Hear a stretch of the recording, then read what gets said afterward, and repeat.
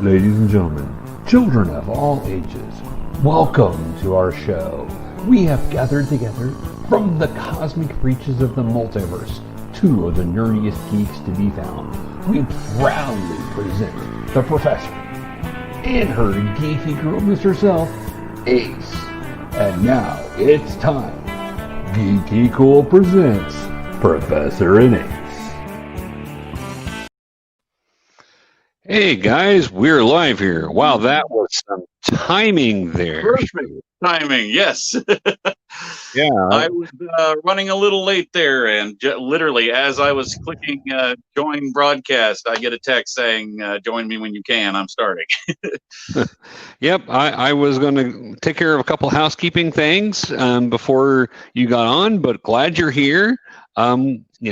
For those of you that are looking for the beautiful Ace, AJ has taken the night off. She's had some things going on, so she's not going to be joining us. So right over here, this man here, the Skallywag himself, he's with us tonight. So we appreciate you coming on and joining us. Anytime. So before we get involved doing everything else, you've got something big coming up Friday and Saturday. Why don't you tell us about it? Well, this Friday, that being September 4th, and Saturday, September 5th, from noon until noon. Basically, I'm doing the dumbest thing I could think of, a 24-hour-long Nerd Talk live stream. We are calling it the Skallywag Supreme Stupid Stream because, well, a 24-hour stream it's stupid. It's a stupid idea. I'm not going to have anything resembling a voice left by the end of it, but we're doing it anyway, just because, why not? Well, and I will be joining you your last couple hours on Saturday morning, so I'm looking forward to that. We'll have a good time, I know. We will put a link to YouTube and Facebook for you right down below, so people will be able to check that out. You're going to be live on Facebook and on YouTube, is that right? Yes, correct. All right, very good. I don't know. I'm honestly not sure, logistically, like if either of those platforms are going to allow me to continue streaming for that long. But worst case scenario, if it kicks me off, we will just jump right back on with a new one. So, right. Worst case scenario, it goes down for a minute or two while we set up the new streaming. So, but yes, 24 hours of continuous streaming. You and Ace will be joining me. I've got Gary and Keith from Pop Culture Minefield are going to be joining me. I've got an author, a cosplayer, a professional cosplayer. I've got if anyone who's been watching Skallywag Productions for any length of time will remember the show. It was a Monday through Friday morning show here on Skallywag. My co-host D from that, he's going to be joining me. Still trying to lock down a couple of other people as well. And anybody watching, if you want to take part in it, then hey, more the merrier. Just shoot me a message. You can shoot Larry a message as well. Just let us know that you want to take part in it, and we'll squeeze you in. It should be a good time. There's a lot of geek stuff to talk about, so there you go. It'll be fun. So I'm looking forward to watching some of it and also being on it. So looking forward to it. It's an interesting idea. Way to go out there. If you got to go big, right? Yes. I mean, it seems like, when you're just kind of sitting around with your friends talking about nerd stuff, like those tend to be the best conversations. Right. And so I thought, well, why not just share those conversations with everyone and just talk to all of my friends and even some, make some new friends. Right. Just over the course of a day and just see what happens. That sounds great. We're going to be doing a little bit of that tonight. In fact, we're going to kind of talk about some things that we're kind of into and digging geek-wise, so that'll be great. We do... I did want to mention some news because this will be an interesting reaction from you because I know that you're more of a DC fan. Yeah. DC had a Facebook page for comic book retailers, and basically it would give them news and everything else. At one point, they got frustrated and they shut down the comments from the retailers, and they put that back up. Today, they shut it down completely. Oh. So you can read a few different things in there. You can read comic books as we know it are not going to be the same in 5 years as they are now.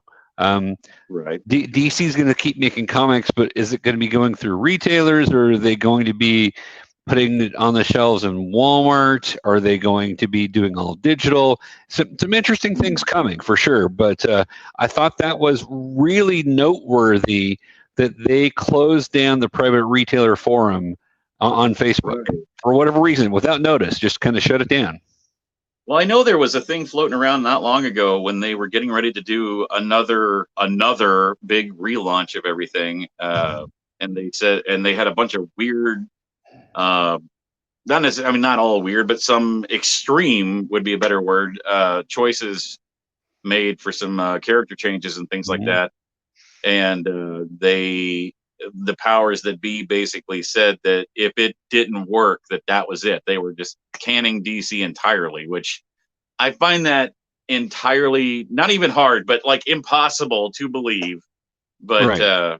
But I know that was floating around there for a minute. I don't know what to make of that. They actually didn't do that. The event thing that they were going to do, some of the people higher up that were pushing it were let go. And so that big event that was going to change everything, was going to make it where everybody has been aged to the age they should be, making Superman, Batman, Wonder Woman much older, and then they were going to bring in younger heroes to kind of take their roles. Right. That's become more of an Elseworld sort of thing, and it's not going to be happening in the path that they had planned on. So they had said that, and then they didn't even do that event. So that's the interesting thing. But yeah, it's I know AT&T's come in and cleaned house, and they've lost a lot of their people that were editors for their comics. They've lost some of the creators. They've lost a lot of the higher up people, and so it's an interesting world. I just found that fascinating in a time where comic book store retailers are very anxious about the future, because they're still trying to get people to come into their businesses after some of the businesses have been reopened after COVID, but some of them are still, depending on where you're at, some of those businesses are still closed. And so they're trying to make a living.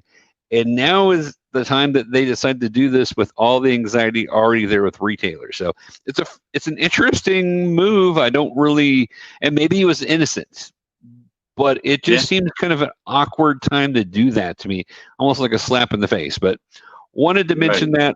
Well, I mean, I know they had fandom just a week ago. So I mean, right. Well, and they announced the creation of going back into pulling in some old characters from pulling the Milestone back in, re-putting that out. That was a big deal. So it's not like they're getting rid of it, but they had also said one of the big things with Milestone was going to be Static Shock, but it was going to be digital only. So there's also been rumors that they're going to keep their characters, but basically have somebody else publish the comics and write the comics, like Boom or some other places. Marvel has been looking at the similar things, according to rumors. So it's an interesting time, because as much as I love the way comics were in the 80s, and I can see a lot of the problems that developed because of that, it's bizarre to think something that started back in the 40s may be coming to an end as we know it. And comic book stores really hit big in the 80s, and that may be coming to an end also, which I'm hoping. I know. I can't. I mean, I know that. I mean, even if you think about 5 or 6 years ago, I mean, comic book stores aren't now what they were then. Right. Just less than a decade ago. Right. So I mean, you try to think of a world without them, and it's not too much of a stretch at this point. But at the same time, I hope I desperately hope not. I mean, I can't. I don't know. I hadn't heard that before, so I'm kind of floored right now. Yeah, that was news breaking today. So wanted to point that out and kind of get your reaction with that, because it's just odd. But yeah, it's fascinating to see where comics are going to be. I love that genre, but part of the problem is kids today don't. My son loves Marvel superhero movies. My son loves Star Wars. But he won't read a comic unless it's a Star Wars comic. He doesn't. He has no interest in reading Batman, Superman. He has no interest in reading Spider-Man. If it's Star Wars related, then yeah, he'll sit down and read it. But he just isn't interested. And I'm raising him right. He's in a geek house. Comic books are a normal thing.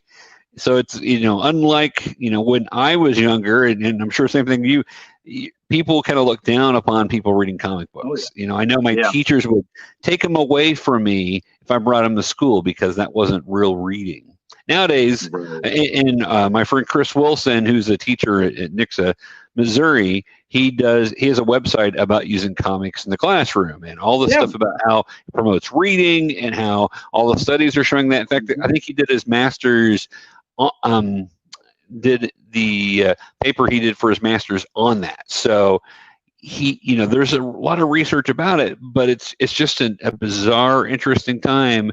But comics, unless they find a way to get kids interested in comic books, things are bound to change because the readers are now becoming middle-aged, and not that I'm close to middle-aged, that's way far away, sure. But it's just an interesting time. So anyway, we'll move along, but I wanted to point that out just to kind of mention that and talk about it, because I thought that was an interesting point, something I've not had a chance yet to put on GeekyKOOL, but I suppose I could see a digital thing happening, just because that's kind of where everything's going these days. But yeah, beyond that, I don't know how to feel about that. Well, and it may just be us old timers that don't have the feel. But I've read some comics digitally, and that's okay. I don't mind it for certain things, but there's something about feeling it, turning the pages. It's great for keeping up with the stories and stuff, but I mean, I was, I no longer have my comic book collection. Unfortunately, I had an enormous collection, and the entire thing was stolen. Gosh. And I had so many, high dollar books in there that I just never could bring myself to start that collection again. And I mean, I might be a little bit of a collector. I bet. So for me. For me, comic books it wasn't just about the stories, because I mean I can keep up with the stories just from looking online and seeing what's going on, but the collection was part of the experience. It was like it was something to be proud of. I have this stack of Batman, or the stack of Spawn. Spawn was my big one. I had like 5 different copies of Spawn issue #1, and like never opened. And I mean, those books are selling for a couple $100 now. So I think I have the first 10 issues of Spawn. See what? Yeah, I think I had the first 10 issues of Spawn in my collection. Yeah. I had mine started falling, or everything was stolen somewhere around issue like 170, I think, somewhere in that area. And I had every single one of them. Wow, that's great. Yeah. So it made me a little sad. That's very sad. It's sad that people steal like that. My fun fish tank over here with its own light and everything, with him that's in the awesome. little holding the skull. Yeah, I love my Spawn. And those, hopefully they're going to make figures, I love. The Spawn was kind of Spawn is actually got this fun notoriety that a lot of you might not know about. Which, like, all this stuff behind me, like, my biggest thing is I collect mostly horror figures. I love NECA and pretty much everything that they put out. McFarlane Toys, same thing. They started the horror trend with the movie Maniacs and stuff. But McFarlane Toys, Todd McFarlane started McFarlane Toys. Todd McFarlane is the guy, of course, that created Spawn. The Spawn toys kicked off the non-Star Wars, G.I. Joe type of stuff, where of like new adult collectibles. So like everything you see behind me was all made possible by Spawn. Fun fact. Yeah, that is interesting. I knew McFarlane was involved in it. I didn't know how heavily he was involved, but that makes perfect sense. So, and it's so funny too, because like you see the detail in some of these figures, and it's incredible. And then you look back at the very first Spawn figures that came out. I mean, the figure for Violator was one of those like little rubber that has the wire inside, so they're the bendable figures. It was one of those. It was terrible. It was one of those. So like the first wave of Spawn figures were just so cheap, looked like, they looked like something that came out of the 80s or something, which I guess it wasn't too far behind there, but right. Rather humorous to look back upon. Because Spawn hit what comic stores in like 89 or 90, didn't it? Yeah, Spawn came out. 91 maybe. I want to say it was 93, 94, but not early to mid 90s. I forget the exact year. I want to say 93, but I could be wrong. Well, we're both wrong. May of 92. That was close. Yeah, close. Very close. Yeah. I knew it was sometime in there because I knew I was early married time frame. Yeah. And I was a huge Image fan when Image first started up, and I wish that they were still more present out there, which I don't know that they're putting out. Well, they've got a couple of books left, I guess, but not much. But yeah, there was a lot of those titles that came out there right at the beginning that were just awesome. And I remember in the beginning how you like Pit was a big one. It was like, imagine Hulk, except really violent. But but like the first couple of issues came out pretty close together, and then you had to wait like 6 months for the next issue to come out, and then 4 months for the next issue, and then 2 months for the next issue, and then 5 months for the next one. And so it was just that anxiety, but the story was so good, so compelling that like that wait was worth it. But you don't get that type of stuff anymore. That goes back to that whole collecting thing. It's like it's right on. Yeah, get that excitement going.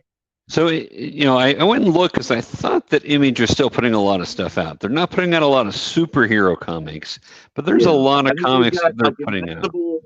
They just ended The Walking Dead not too long ago. They've got Invincible. They're still doing Spawn.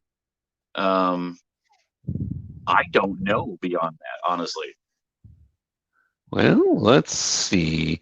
The Department of Truth, Universe, Planet Paradise, Crossover, First Knife, Undiscovered Country, Gideon, Ludacris, Reckless. Reckless I've heard is good.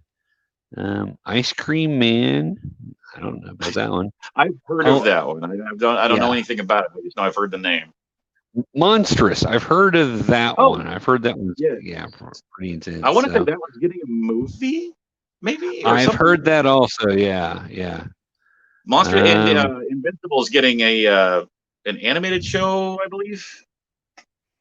That's another Robert Kirkman thing. It is. Walking Dead.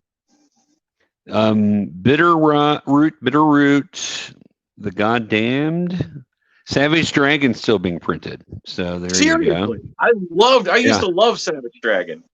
Yeah. I actually not too long ago I came very close to getting a Savage Dragon figure. Like my three. Well, actually, I guess my four. When Image first came out, you had Spawn, obviously. Right. Pit, as I mentioned, I did that one. Savage Dragon. What was the guy's name? Silverhawk was a really cool one. It was almost like it was kind of like Batman meets like it almost felt like Batman if he was written by Marvel. Is what it felt like, and it was a good comic. Wildcats was another good one. Wildcats was great. Yeah, I always enjoyed Wildcats. Which it's weird because like I lost, you know, after I lost all my comics and stuff, and obviously just kind of let go of what was happening with Image. I kept up on DC and kept up some on Marvel. I've always been a DC guy. But Image, I didn't really know much about what was happening outside of sometimes Spawn. But then all of a sudden, like all these characters that I loved from Image Comics started showing up in DC and Marvel. And I remember watching the Flashpoint Paradox movie, the animated movie. There's a character in there, so obviously here it is, a DC movie, and there's a character in that movie named Grifter, and it just kind of got like a bandana looking mask. He actually was from Wildcats, which was an Image. I remember that. Yep. And so that one really confused me. Or there's an Angel character named Angela that was originally a Spawn villain.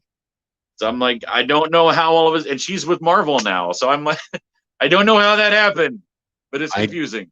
Unless because the whole idea of Image was that the creators would kind of keep their rights to it. Image would get a portion, but the creators would keep the rights. It's because it was all creators that went to create the Image, so they wanted to make sure that nobody owned their stuff other than the creators. So the creator could have gone in and said, you know what, I need some money, or I need whatever. That actually makes sense because Wildcats was put out by Jim Lee. Yep. Yeah, exactly. So yeah, there you go. That solves that one. Oldest soul to DC. So, but yeah, so they're still making comics. I know they've got some of the creator-owned stuff over there also that's supposed to be really good with Image. I think we're going to actually see a lot more of these second-tier comic books coming up in the future. I think that the age where Marvel and DC has ruled everything is coming to an end, especially with the way things are going.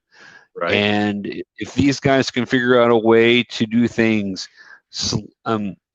less costly, be able to be efficient in doing it, and make creators happy, because that's where part of it's going to be, then I think you can see that happen, and it's interesting. So it'll not to be too repetitive, but like with Spawn, Todd McFarlane has been talking for years now about doing another Spawn movie, and that he was just as unhappy with the Spawn movie we got as most of us that watched it were. Right. So he has wanted ever since then to make another Spawn movie. His thing with it though is, I will not allow this movie to be made unless I write the script and I at least co-direct the movie. Right. He's like, it will be a Todd McFarlane approved Spawn movie. And all of a sudden, like they finally said, okay, it's going to be happening now. It's very slow moving, but it is getting some moving. But Spawn here lately, for some reason, has been getting some traction again. Like, people are talking about Spawn all of a sudden, like out of nowhere. Right. He's putting out new figures that, oh my God, I wish I could get my hands on. They are some of there is it was a Kickstarter figure. I can't remember what he called it, or I'd have you look it up. But I mean, it is one of the most beautiful figures I have ever seen in my life. Just look up Spawn Kickstarter figure or something like that. You'll see it. But the cape is all spread out in both directions, and I mean, it is gorgeous. But I'm sure you can probably buy it online for $300 or $400 if you're lucky. Right. And I mean, as much as I want to, sometimes I just can't. One, I don't have that kind of money to spend on one figure. But even if I did, I don't know that I could drop $300 or $400 on one figure. So there is one figure that is out there from time to time that costs in the ballpark, usually goes for right at about $100, and it is one that one day when I have the money and happen to find one online, because they don't pop up super often, but there is one that yes, that's the one. Oh God, look at that thing. I want it. That is really cool. I agree. But yeah, there is one figure that usually costs about $100, and if I happen to have that kind of extra money, when I see that figure pop up, I will spend $100 for it. And it's one that I used to have. It also was taken away from me. But it's NECA put out a series of Nightmare on Elm Street figures, and it was at least one Freddy figure from each of the movies, and it's the one from the first movie where he's got the really long arms. In the alleyway. Yep. Yeah, that one figure. I will spend that money when I have it and happen to find one online. Came close a few weeks back, but I was like, I've got the money. I can't really spend it on that. And I mean, I had it in my cart and was about to hit pay and was just like, I need this for other things. And then I did the responsible thing and used it on the things that I needed to spend it on. So understand. Sometimes you got to be the responsible one. I hate that. That's the way it goes. So yeah. Yeah, I'm.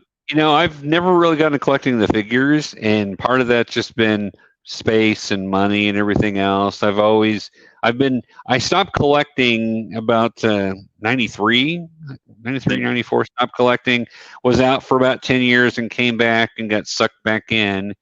And so I'm back to, collecting comics pretty regularly, but I'm looking at it going, is this going to be the end of this? The thing I like about the actual comic books is, not only reading it, but then if I go to a convention and one of the creators are there, I can get their signature, which means a lot to me. I know it can raise the value, but I'm not really looking at value wise. I just think it's cool to have something by the creator of something I loved. I took one of the creators of Atari Force, which was a sci-fi comic series that lasted like 20 issues back in the early 80s when Atari was still the big thing before Nintendo really came in. And they made a comic book of it. And it was actually really cool, I thought, as a kid, and found one of the creators. And he was signing some other big stuff. And he got that and went, I haven't seen this in years. All right. I'm like, yeah, I've been a fan for a long time. And so it was like, to me, it was like a treasure. I'm like, oh my gosh, I got a signature on this. So, but I'm, collecting makes a lot of sense to me, but yeah, I don't know where collecting comics is going to go in the future. I mean, you'll be able to collect the older stuff, which will be interesting, but yeah. I mean, if you are someone that likes to do likes the whole value aspect of the old stuff, or a signed copy or whatever it may be, I mean, that's part of it. I mean, if they start doing comics retail, then the everything's just going to skyrocket. It is most definitely. Yeah, I mean, even the common stuff will actually get a little bit of value to it, which, I mean, that might save comic book stores when that dollar bin all suddenly starts becoming a $10 bin. Yep, exactly. I mean, and that could be, in a way, that could actually be kind of cool, that your comic book store will become like this location of like lost treasures, where it's like you go to the comic book store to find the things that find what once was, right, find those rare items, and I mean, they'll truly just become collectible stores pretty much. Right, that's true. Well, we'll see where all that goes. So we were going to talk about, and we've done that, some of this here, just happening to go right along in conversation. Talk about some of the things that we have been into lately. What are the cool geek things that we've been watching or reading or playing, or what are some of the things you're really into right now? Well, last night, actually, we wrapped up our binge watch of Cobra Kai, and I love it. I absolutely am addicted to it. I love I've always been one of those guys that have said that Daniel was the villain of the Karate Kid, and that the Karate Kid was Johnny. It's like, yeah, he's kind of a kind of a jerk, but he's just, I mean, here's comes this new kid. He's trying to steal my girlfriend, and so I'm gonna beat the crap out of this kid because he keeps whatever. And I love the fact that they actually brought that into the show to where he's just like, I was minding my own business, and then this guy comes and starts talking to my girl. So I said something, and he decks me. He sucker punches me. So yes, I hit him back. And then, I let it go. I haven't even seen the guy in a couple of months. And then he dumps water on me in the bathroom. So we hunt him down and we kick the crap out of him. And then he wins the tournament, which he should not have won, because they make a specific point to say that face contact is disqualifying. No face contact. So his little kick there at the end should have had him disqualified. So, but the finale of season 2, while I'm going spoilers without spoiling specifically, so I'm going to be vague here. And it's been out for a year on YouTube, so season 2's been out for over a year. So, okay, well, okay then. So if you haven't seen it, then it's on Netflix now. So now you can go watch it. So plug your ears. Yeah. Well, all I'm going to say is I absolutely was on the edge of my seat, except for one annoying thing at the back of my head that was just like, was there like a teacher meeting happening somewhere far away? Where are the teachers? Yeah. None of them until like 10 minutes into it. 2 of them finally show up. One gets kicked in the face, and the other one was just like, nope, I'm out. Yep. But yeah, I wondered the same thing about that. I did.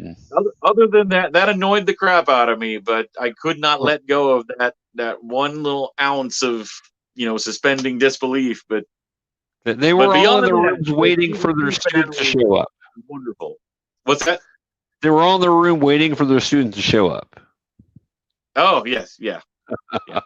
The end of the first season I found really interesting. So really very much symmetry from the original movie to that one, and I did love, because the first season really focused on Johnny and Daniel and kind of how they kind of swapped roles and how their kids kind of swapped roles. It's interesting.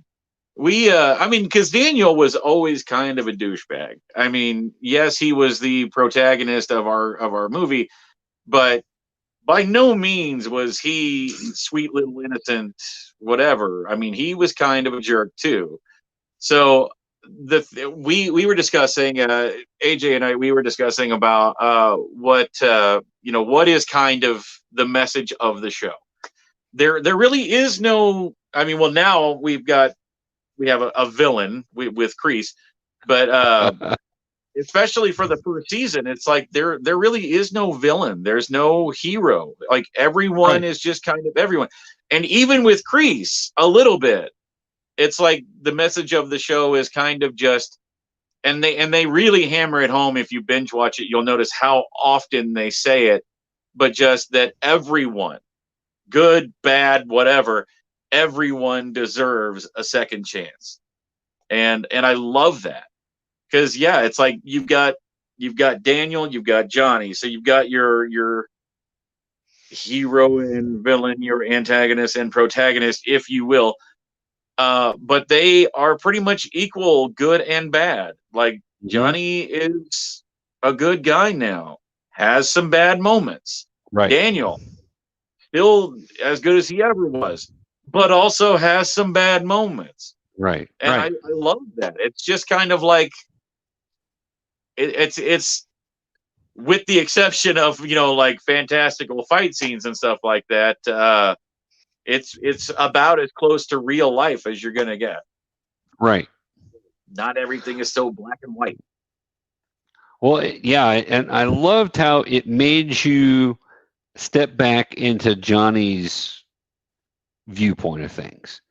Yeah. And it does send you over there with Daniel too at points, because you understand how much they dislike each other from their past and how that still is affecting them today, and how they're trying to sort of bury the hatchet at one point, but then so it's just it's a really good watch. It's not I'd say PG-13. You'd really probably want to go there if you feel comfortable with your kids. Watching PG-13 movies. That's about the extent of it. Yeah, the language mostly is what you're getting there. The drawing on Daniel's face on the billboard, you have that. I absolutely loved Ace just popped her head in when she mentioned that. I loved, we both loved the episode where they brought back the rest of the Cobra Kai guys. Yes. For Tommy, he was dying of cancer, and the actor, if you don't know, the actor was actually dying of cancer in real life and passed away this past September. So about a year ago now. So shortly after it came out, but right, that episode, I got it welled up a little bit. Not gonna lie. That's a moving episode, and it's one where you're like, oh, okay then. Yeah. Where do you think? Where do you think season 3 is going? We got our first. We got our first. Well, they called it a teaser trailer. I'm calling it infuriating because the recap trailer. Have you watched it? Yeah. Have you seen it? So it's like a 3-minute video, and it's nothing but clips from the old movies and the first 2 seasons. And so we're sitting there watching it like, okay, I thought this was supposed to be a trailer. And then about the last 4 seconds of it, you get, Mr. Miyagi didn't have any secrets. He told me everything. And then you hear a voice say, "You sure about that?" And someone throws a sigh into the floor next to Daniel's head. Right, that's it. Right. About 4 seconds of season 3. That's your tease. What happened was, and we don't know this until much later, is that before Mr. Miyagi trained Daniel, he trained Electra. Yeah. That's why the size there, because it's Electra. She's. No, I do. Yeah. I don't know. Maybe. See, I actually have a theory. Oh, really? Because Kreese comes back, obviously, and if you remember, he spent a lot of time talking about how he had rejoined the military and was doing all these special ops missions and stuff, which obviously all turned out to be lies. But we do know that Kreese has a military background. Right. And let's think back to 1984 with the original Karate Kid. And they're at the end of it where Kreese is about to kind of take a shot at Daniel until Miyagi steps in, and Kreese, only time we've ever seen it, is like, "It's all good, never mind," and like backs down from Miyagi. Right. So my theory is we're going to find out in season 3 what that history is. Mm-hmm. And I think it may have something to do with them being in the war together. That might make sense then. Yeah. I mean, think about this. I mean, season 2, we got a ton of mentions about Miyagi's wartime. There was a whole subplot involving his Medal of Honor. It was, yep. And then the whole stealing of the Medal of Honor. So, I mean, Kreese knows that they had it. He told them to go get it. Right. So, makes sense to me. That's where they're going. Something keeps catching on my back. Sorry. Predator was grabbing my shirt. Well, and I love the scene in second season where they get inside the mix truck. Yes, that was. I didn't know what they were doing with that, but yeah. Well, I found it interesting because always in the past, Cobra Kai was very formal. This is how you do this. This is how your instruction is. And Miyagi has always been outside the box training. And so Johnny goes outside the box, which I thought was awesome. But there was a few times, though, if you'll notice, where they kind of implied that these were things that Johnny and his team did as well when they were training, but we never saw it. Because, even Coyote Creek, the mixing truck, a couple other things. So, but yeah, you're right. That kind of goes against what we saw in the movies. Which may be why Kreese is happening. Super.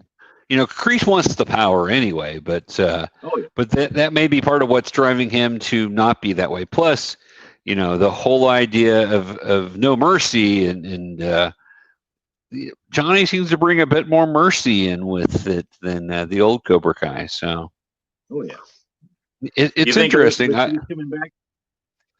I would love if she did. Well, I mean, with the way that kind of hang off there at the end at season 2. Well, the Facebook request. Uh-huh. Yeah. The interesting thing is, there was a rumor that the one girl that really hated Daniel's daughter that was in the Cobra Kais, the one that knocks her over at the roller rink and all that. Anyway, that she was actually her daughter. That she's actually her daughter, but then. I saw a video that was talking about it when they show what her name is now because she got married to a doctor, and then you see scenes with the girl and they actually call her last name at one point. Yeah. Tori. Her name's Tori. It's that's the girl from Bunk on Disney, which is weird. And Jessie. Oh yeah. Jessie. Oh yeah, she was on Jessie also. She's a Disney Channel star. It's weird to see her in this. Playing a badass. Yeah. Well, it's not any weirder than seeing Britney Spears coming in on a wrecking ball, and she was Disney. So I don't know. Man, Miley Cyrus and some of the things she's done. Miley Cyrus did the wrecking ball. That's what I meant to say. I don't know why I said Britney. I meant Miley, and then I said I don't know. They're all the same. Right? Yeah. I'm an old man. They're all the same. Anyway, so we think that Tori is what's her face's kid. Well, the video I saw on it was trying to debunk it, saying that really wasn't it. But that's been a hot rumor on the internet, is that that's who she is, which would be interesting because then you bring a whole new level to it. Now, I actually kind of like the author of the video said. We don't have to connect everybody, which that's what I had said about Star Wars before when everybody was wanting to know who Rey was. I was like, it doesn't matter. Make her her own character. And then, of course, we still had to tie it in somewhere at the end. But I don't care. Have a really cool new character that's not connected at all. I'm cool with that because that's how life is. You get people that show up that aren't related to everything else, but they throw a wrench in things. Viewers, anybody watching right now, I have a revelation for you that may be shocking. Larry is not my father. This is true. I am not. Oh no, I am not. Hey, we've got some comments here. So we've got a couple comments from Ace. So let's throw those up there. Yeah. There she is saying hi. There's her new tattoo for those that had not seen. She's really into bee tattoos, and she's got a bumblebee from Transformers, which is awesome. Watching the Spawn animated show on HBO Max. Yeah, I've seen that. It was weird. I clicked on it because I loved the old one that came out around 2000, and the date on HBO Max said 2017. So I'm like, did they do a new Spawn series? So I clicked on it, but no, it was just the old one. So I was just watching that again. I only got 3 or 4 episodes in, but it's fun to go back and rewatch that. Yeah.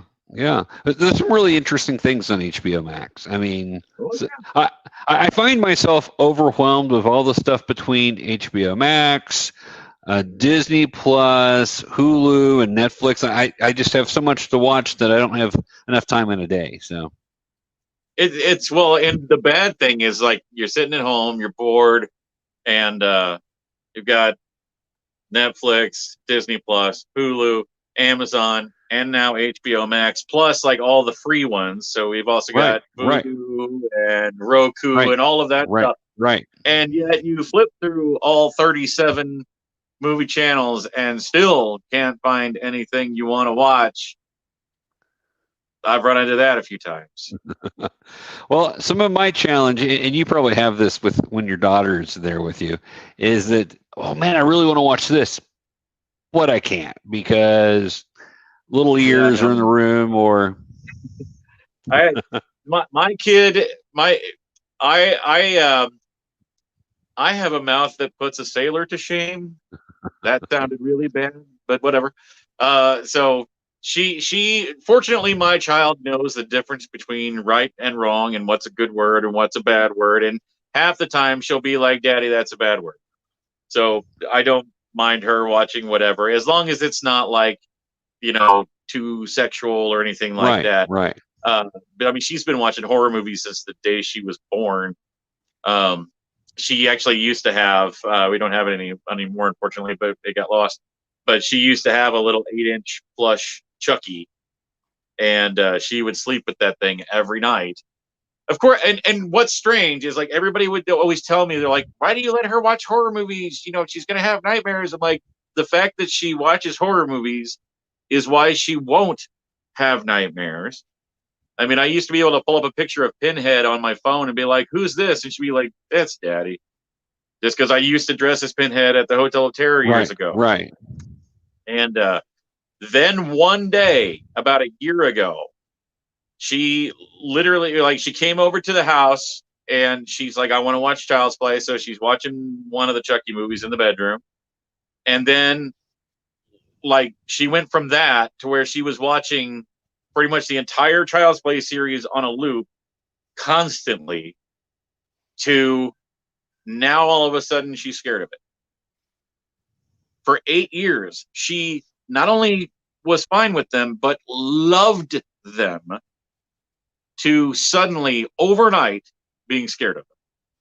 Like, to the extent that we went to the movie theater and they had a big poster of Annabelle Comes Home, or whatever the name of that one is. She couldn't even look at the poster because the poster freaked her out. I don't know what happened or why or whatever, but yeah, I don't know. I'm trying to fix it.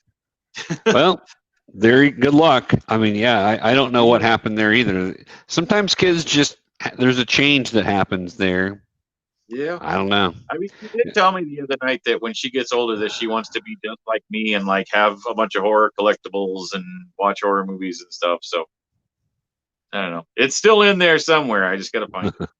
I understand. I've got a 19-year-old that I'm trying to bring back out the geek that I put in her. So, because she used to dress up and go to conventions with me, and we met Helen Slater, who played Supergirl. Her favorite person was Supergirl at that point. Now it's more Black Widow because of realizing her name is Natasha. She kind of put that together. But she kind of pushed that off. But I'm hoping when she gets a little older, it'll come back. But oh yeah. People tend to get kind of dumb from about age 17 through about 23. Then it finally starts to come back a little bit. And if they're guys, it goes to about age 60, I think. I don't know. Thank you, Jason. I agree. And Jason is a big horror fan also. So, hey, Jason, if you're still watching, we're gonna, as we get closer to October, we're gonna have some sort of horror movie talk. So have you both on at that point? Because I know Jason will have a good time with that. So, absolutely. So that would be great. And the funny thing is, I like certain horror movies. A Freddy shirt right now. There you go. I like some horror movies, but I'm not big on others. So it just kind of depends. I don't like much new horror. Like, horror was good in the 80s and 90s, and then something happened And now everyone's like, "Oh, The Conjuring is the best horror movie I've ever seen." I'm like, I hated that movie with a fiery vengeance. I hated that movie. I like monster movies. I like suspense movies. Hitchcock, anything Hitchcock, I'm always digging. I'm not a really big blood and guts guy. I don't really. It's not that it grosses me out. It doesn't do anything for me. I'm just like, eh. For me, it's like it's not about, I mean, in the 80s you had your slasher movies. You did. In the 90s you had more kind of supernatural stuff. Right. Early 2000s, late 90s, early 2000s, you had a lot of that's where your paranormal stuff starts to come into play. Right. And then that sort of kind of played over to now where they're just trying to make a hodgepodge of all of it. And I don't really and remake have stuff. Yes, which needs to stop. But unless, I mean, the only, and it's not even really a reboot, but it's a soft reboot. But the 2018 Halloween, just loved it.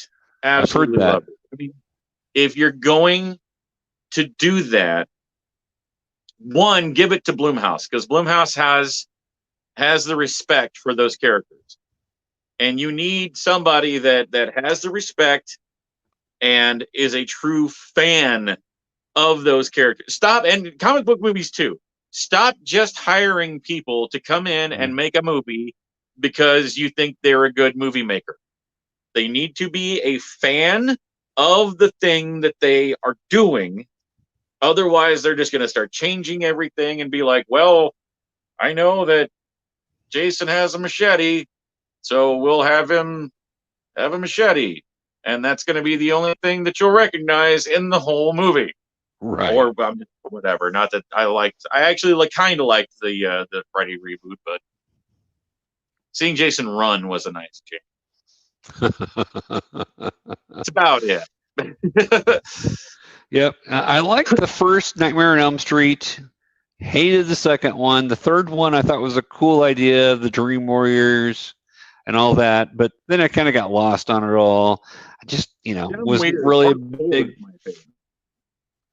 What was part 4? Is that? That was the Dream Master. Dream Master. Yeah. Okay. Honestly, I couldn't tell you why it was my favorite. It seems like with every horror franchise, like the one that nobody else likes is the one that I do. Like Hellraiser, the one that's in space, Hellraiser Bloodlines, is my favorite out of the whole series.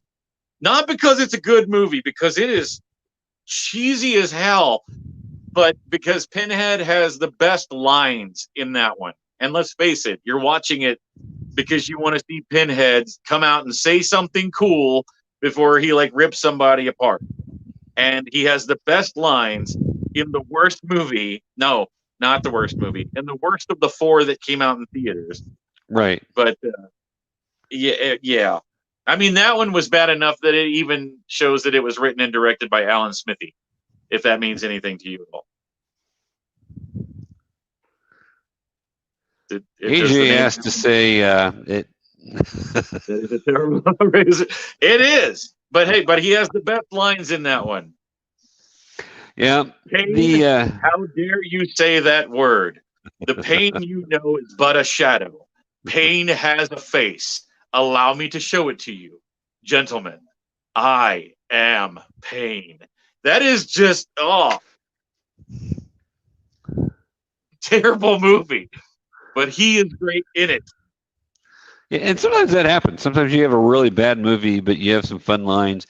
And sometimes I like a bad movie if I know that's what I'm getting. Oh, yeah. No, I love bad movies. I grew up watching Mystery Science Theater 3000 and all that stuff. Right. Well, and I watch Spenguli every week. Oh, yeah. It's over on MeTV. I don't know if you guys have that, but it's one of the local stations in Springfield. The digital stations has MeTV, which shows older shows. But on Saturday, they've got Sci-Fi Saturday, where they show, the they've shown Battlestar Galactica. It's not on there currently, but they're showing Buck Rogers and Star Trek and Lost in Space, and so they show all these cool old shows. But at like 7 to 9 o'clock, they have Spenguli, which is from Chicago. It's a Chicago show where they got syndicated, where basically he just shows old monster horror movies, and usually there's a lot of funny little quips with it. So I really enjoy it because I just find him funny. Plus, anytime I can catch a Godzilla movie or a Mummy movie or a Frankenstein movie, I'm in. I love those things. Those are the things that actually, when you start talking about horror, that part of horror I really like. Watching Jason slice and dice somebody up, that doesn't really do it for me. But man, you make a Mummy come out, I'm really in. See, the greatest thing about the 80s slasher franchise characters, like, Jason is a perfect example. He's such an iconic character. I mean, you hold up a hockey mask, and I mean, everybody, some 90-year-old grandmother out there knows who Jason Voorhees is. Right. But if you go back and you watch the Friday the 13th series, dear God, it is terrible. Like, I love them. I love them so much. I'm a huge Jason fan. I actually just picked up a new Jason recently here.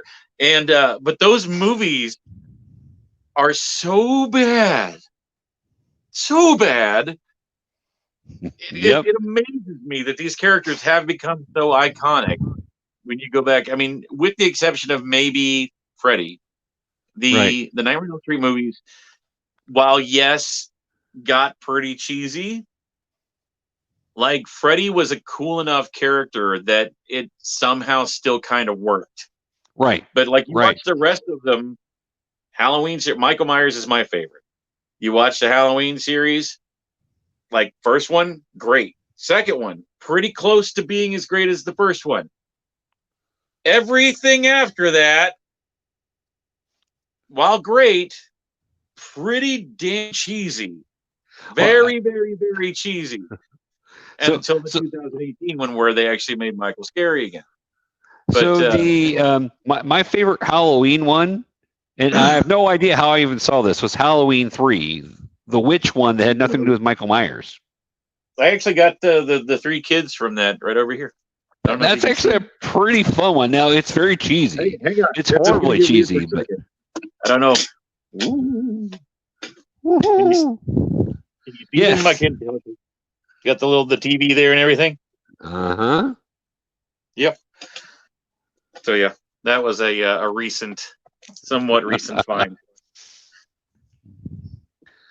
But yeah, so that's the funny thing is, because you were talking about how you like the ones that people hate. Well, as far as the Halloween ones, everybody hates that one because Michael Myers is not in that one. But technically, he is though. Oh, is he? There's a scene where they're passing by in a room, and there's a TV that's like Halloween, the one that started it all, this Friday night at 10 p.m. or whatever. So he's on a television. Yes, I do remember that. Yes. The movie Halloween exists in the world of Halloween 3, and Halloween 3 actually has Dick Warlock, who played Michael Myers in Halloween 2. So there's... Yeah. It's an else world. Yeah. Don't fight me at horror trivia. You'll lose. Well, depending on what trivia is, horror trivia, you have me mastered. Certain things, I'm pretty good at trivia, so I enjoy that. Even if I lose, I enjoy it if I get to show my intelligence. So, anything else you're watching or reading or anything that you want to talk about while we're here? I mean, not really. We are going to be watching Harley Quinn very soon. Since we have HBO Max now, that's an option for it. I definitely suggest it. Just go in understanding the characters are. Some of the characters are way different than they are in the comics and everything else. But I almost get the impression it's from Harley's mind. So, which kind of makes sense with it. Yeah. So, but yes. but beyond that, I mean, just kind of, we checked out all the trailer. Well, I especially have checked out all the trailers from recently. Mm-hmm. I think DC's finally getting their act together when it comes to their cinematic stuff. So I'm excited hope about. so. There is nothing that came out of fandom that I'm not just salivating over. So Right. I was never too excited about Black Adam until I saw that like the main two superheroes in that movie are going to be Hawkman and Dr. Fate.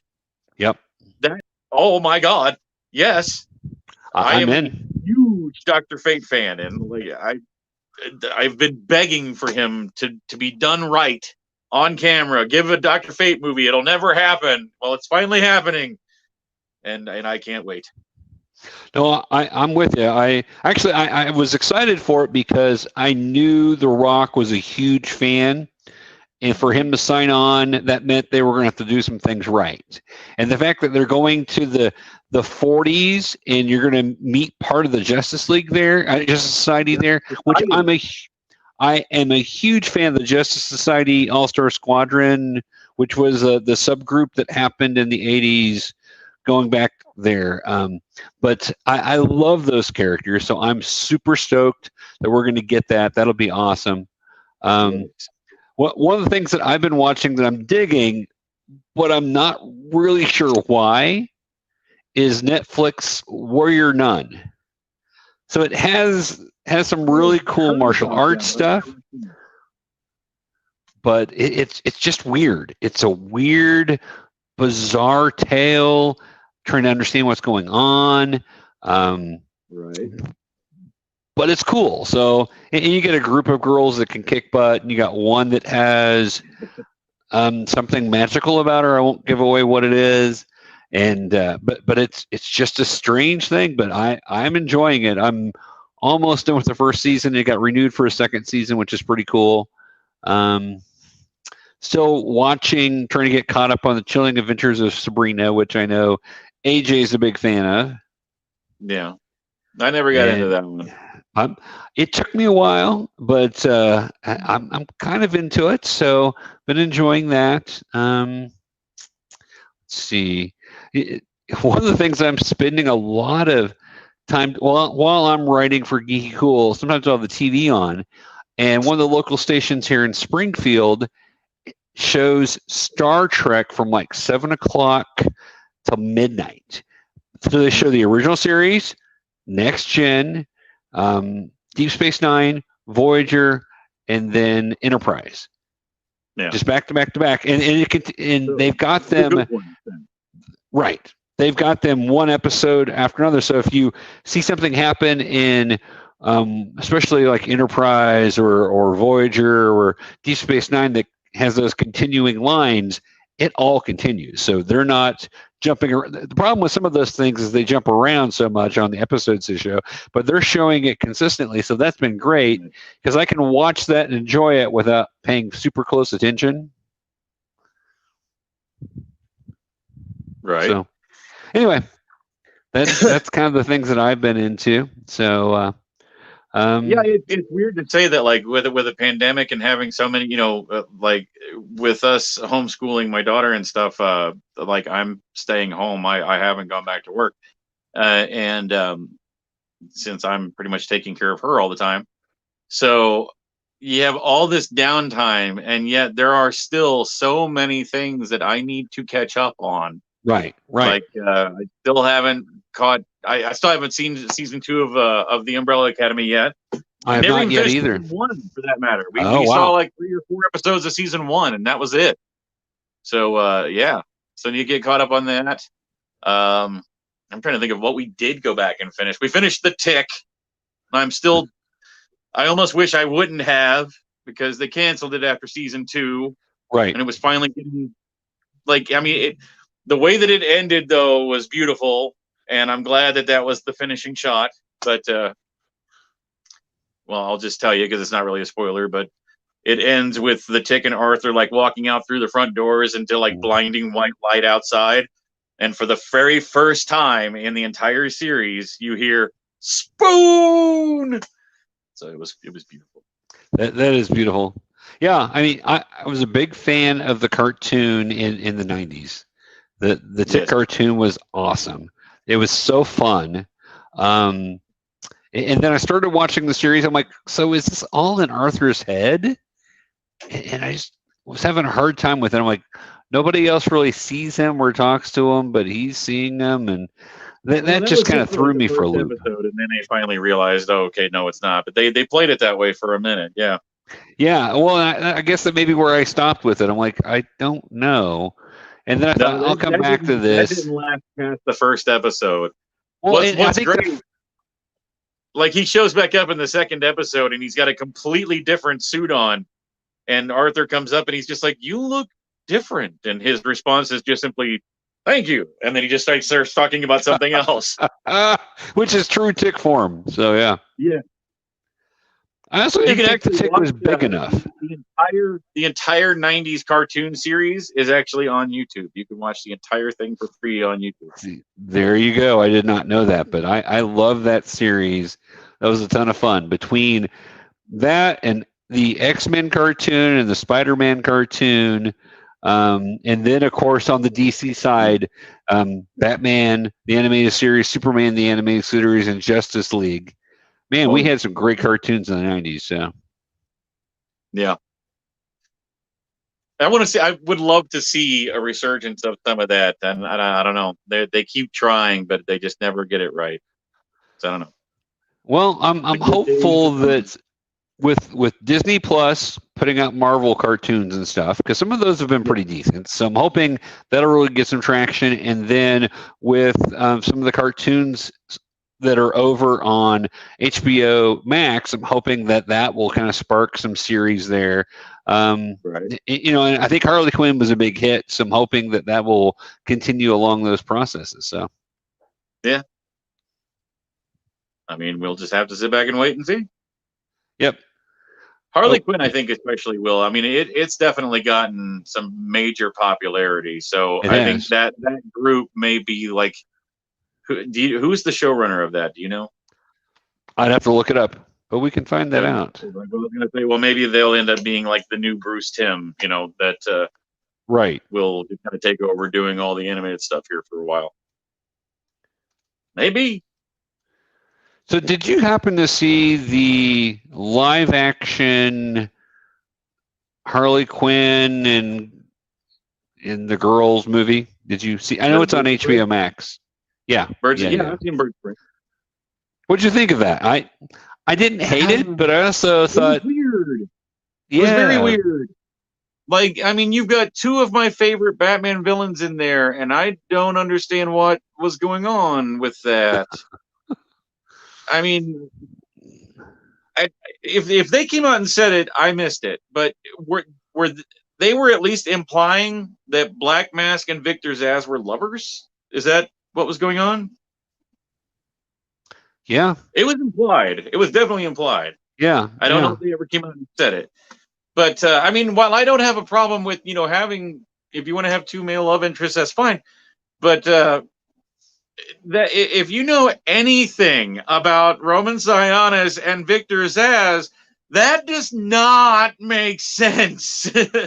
Not that it doesn't make sense for them to be gay. It doesn't make sense for Victor Zsasz to have any kind of love interest or to even be working for anyone else.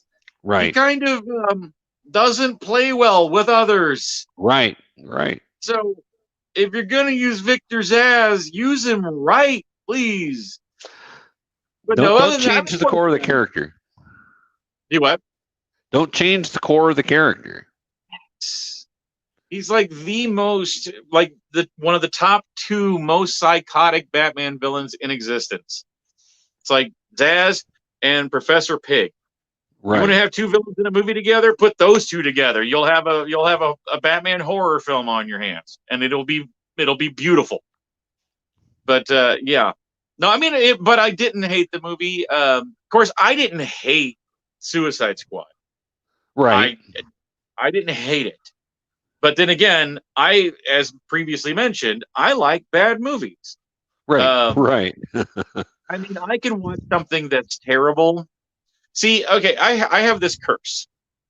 my sister and I both have this curse. We can watch a couple of minutes of pretty much anything and tell you in detail how it's going to end. Right. We both within like the first 3 to 4 episodes of Game of Thrones season 1 called how it was going to end, like entirely how it was going to end, who was going to be on the throne, what was going to happen to this person, what was going to happen to this person. We called it, every bit of it, in season 1. And everybody was like, oh my God, this twist. I'm like, the movie, the whole series began with him. Right. It's going to end with him. So, I mean, so it's hard for me to truly enjoy a movie anymore. So like the only ways that I truly enjoy or dislike a movie, well, we'll say enjoy. The only way I truly enjoy a movie anymore is it either A, it surprises me, which is rare, extremely rare, or B, it's just so they don't stick to cliches, and or it's just so well executed. Right. Then I will truly love a movie. The rest of the time, I mean, if it's a movie that just kicks every cliche in the face over and over and over again, then I will just absolutely hate it. But beyond that, everything is just kind of in the middle for me. Sure. If I don't feel like I completely wasted my life watching a movie, then a movie is, it's all right. And that's kind of where I'm at with pretty much Birds of Prey, and well, not necessarily Birds of Prey. Birds of Prey did have some fun moments to it. It did. And it did have some fun moments. In case I sound weird, I'm getting hiccups. Hang on.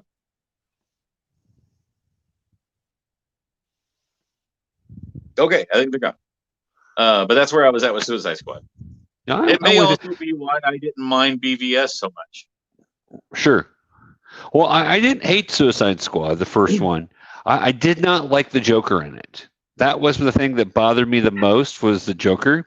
The Joker in the big end fight scene. I'm like, what? That doesn't make any sense. Why he was in the movie, but other than that, yeah. Right. I really want to see, like, everybody keeps talking about how the Snyder Cut has opened the door for like all of the other director's cuts that we want to see or whatever. Out of all of them, I would actually like to see the David Ayer cut of Suicide Squad. Right. How he said that he filmed an entire movie's worth of stuff with Joker. Because the way that the Joker was, you could have removed him from that movie entirely. Right. And it would not have affected the plot of the movie at all. Would not have. Right. So, I don't know. But I have a very controversial viewpoint on the Joker in Suicide Squad. but yeah.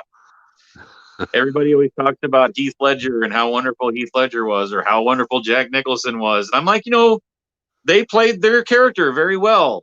Unfortunately, their character was not the Joker. If you know anything about the Joker from the comics, that ain't him. Sadly, the closest that anyone has ever come to getting a comic book accurate Joker on screen, and I'm not saying it was perfect by any means, but it was closer than the other guys, it's Jared Leto. As far as being comic book accurate, he was far closer than Ledger, far closer than Nicholson. No. A billion miles away from being accurate, so don't call me on that. I'm just saying he was more comic book accurate than any of those guys. Do you think that's true also of Joker throughout the years, though? Joker from the 40s, 50s, 60s, 70s, 80s?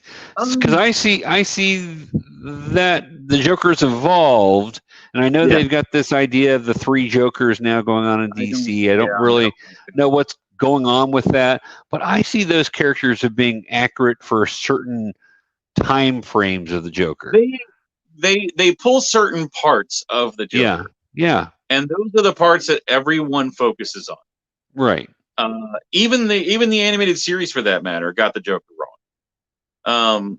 I mean, they focus on X, Y, and Z about the Joker, but they ignore, A through W. Sure. So, and what I like about the Joker, my favorite thing about the Joker, is, there was a point in time where they said that he had something like 27 different psychoses, and the biggest one of which was he's manic depressive. Right. And if you ever really, read a lot of Joker comic books, when he's not standing face to face with Batman or someone that he's about to kill, he's not slapstick. He's not spouting off, whatever stuff. He's usually sitting around with a scowl on his face. And so just to see the Joker like showing depression on screen, I was impressed by that. It wasn't done well, but at least they did it. So yeah. All right. Very good. The showrunner, by the way, for the executive producer for Harley Quinn cartoon is Dean Lorey. Okay, I've heard that name before, I think. So there you go. Sounds familiar anyway. I could be wrong. So all right, well that's great. I think we're at a stopping place here for us. So I appreciate you coming on and talking, and we'll be doing some more talking on Saturday. And people that are watching this, make sure you tune in Friday and Saturday over on the Skallywag's Facebook and YouTube. And we'll put links down below for you. Oh, there it is down below. And go from there. So that way you guys can check that out. We do want to make sure we mention all of our friends out there. So, and of course, we have the Skallywag himself right here. Shpoo, we appreciate you coming on. We love what you do, by the way. Hoping for more videos coming very soon. Yes, I made the promise that after the live stream is over that we will be back to our regularly scheduled broadcasting. Well, hopefully you get at least, 8 hours sleep after you're done with that, because that's a long freaking time. Hopefully you sleep in the night the day before, and anyway. I was thinking pretty much my plan is that tomorrow night, so Wednesday night, to get very, very, very little sleep, so that I will just be dragging all day Thursday, so that Thursday night I can go to bed nice and early and just sleep through the whole night, get up on Friday, and be sitting right here when noon rolls around. That'd be awesome. Well, that way at least you're pretty rested at that point, and get that coffee pot turned on. We don't want to forget our friends Keith and Gary, who will be on. Oh, well, there you go. who will also be on the live stream. Keith and Gary are great over on Pop Culture Minefield. They break a lot of stories. They've got a lot going on. They're getting a lot of notoriety. We feel almost privileged to be in their shadows sometimes because they're so awesome. And Keith, I know, would just laugh at that. But so check them out. Also remember that they are not PG friendly. So if you're under the age of 13, you may not want to tune in unless you're used to hearing some foul words. And that's kind of, I don't know too many 13-year-olds that aren't used to hearing foul words or not spousing them when they're not around their parents. But, I know that, used to do all that when I was away from my parents. We also have the guys over at Nerd Informants. Check them out. If you guys don't, check out their YouTube and their Facebook. The movies are starting to come out. Like I just saw Bill and Ted Face the Music last Wednesday. I want to so bad. It's a lot of fun. It's how I rated it was, I wouldn't call it excellent, but it's definitely not bogus. It was a good, fun movie. There are parts of it that are awesome that I loved. There are parts of it I went, okay, all right, that we went with that choice. Okay, but it's worth seeing. It's good to see the guys back together, and not to give anything away because we all have seen the previews, but their daughters are totally excellent. That to me is the highlight of the movie is their daughters. because they are a ton of fun. And there has been some discussion, I guess, about the possibility of spinning off into a new, that this may have been a soft reboot / relaunching point for their own upcoming thing. So we'll see what happens with that. Would be perfect. Once you see them, I think you'll agree. Once you see the movie, I think you'll agree that would be a great way to go, is to kind of hand it off. Let Bill and Ted be in there some also, but let Billy and Thea take over as the main stars, because whenever they were on the screen together, it really did shine. It was pretty awesome. And they do kind of have their own little mini excellent adventure going on at one point. Yeah. So that it is that part just made me kind of smile and laugh, and I went, man, I'm enjoying this part. So hopefully we'll see. But check out the Nerd Informants. That's why we actually started talking about that, because they will keep us updated on all of their movie news and everything else. Those guys have their ears to the ground and get to interview some cool people too. And of course, check out GeekyKOOL.com. And you want to say your lines for that? Head on over to www.GeekyKOOL.com. It's your one-stop shop for all things nerd. See, I love that. That's just awesome. So you do that so well. But yes, we've got all sorts of stuff going on. I do have my review, and it is spoiler laden. So if you don't want to know what happens in Bill and Ted Face the Music, don't read it until after you've seen it. But it's spoiler ridden, and it does go into some details. And I do tell you what I liked and what I didn't like about the movie. And I gave it a B, by the way. So it's a good movie. It's a good solid B. A lot of fun. And got all sorts of other articles and movie trailers and everything else going on over there. So check us out. And I think that's all we've got for tonight. So, all right. Well, thank you for having me on. It's a pleasure as always. It's my pleasure to have you on. We appreciate when you come on and talk with us. It makes the show even brighter. So, and we'll do this again on Saturday morning. Nope, poking the wrong way. Saturday morning we'll have a good time doing this. So so we'll do that. And yeah, how about that? I know it's kind of weird because I'm turning the wrong way. I can't even see my camera. At you and let you catch it. So all right. Stay geeky, guys. And next week, Ace will be back, so then you'll have somebody better looking to look at. So yeah.